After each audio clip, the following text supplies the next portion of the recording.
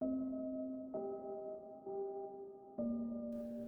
のお腹の中には赤ちゃんがいました。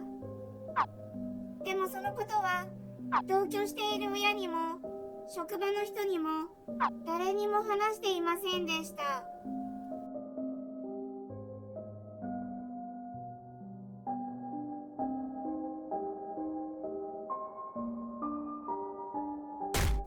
私はトイレで出産して気絶。そして意識が戻った時に便器の中で冷たくなっている赤ちゃんを見つけました。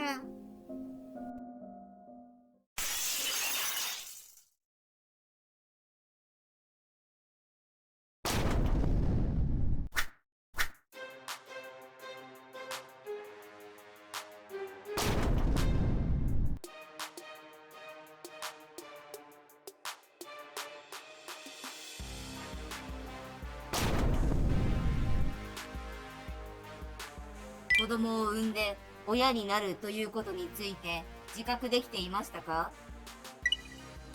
お腹が大きくなるにつれて子供を産むという自覚ができてきました。それがどれだけ大きな責任を負うことになるという自覚はできていなかった？いくらお母さんに反対されるだろうと思っても、産む決意があるならば子供に対する責任として話すべきだったんじゃないですか？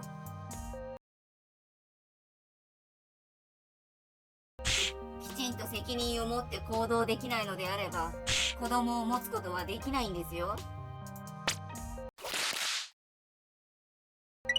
はい。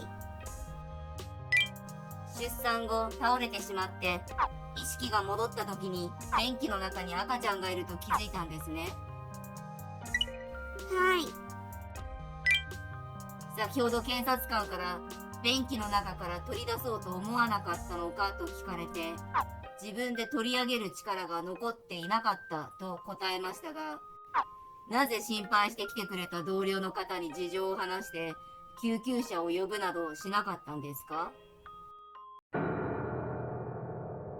その時は赤ちゃんが死んでしまってパニックになっていて、トイレの中も血まみれで妊娠した事実を誰にも話していなかったので。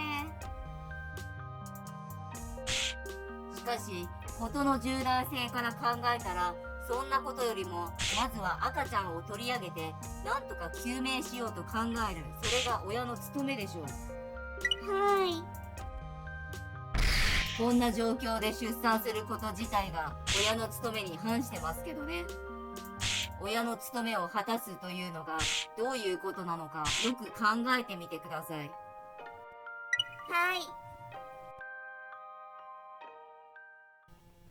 親の務めか。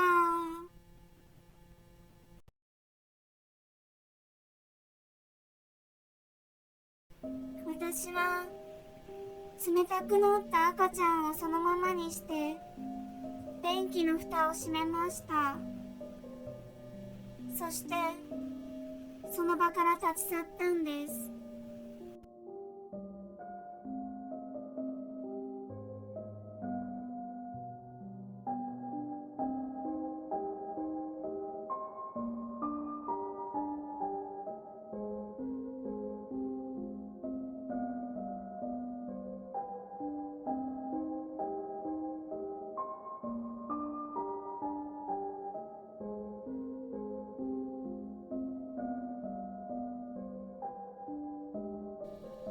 ご視聴ありがとうございました。この動画がいいなと思ったらチャンネル登録、高評価よろしくお願いいたします。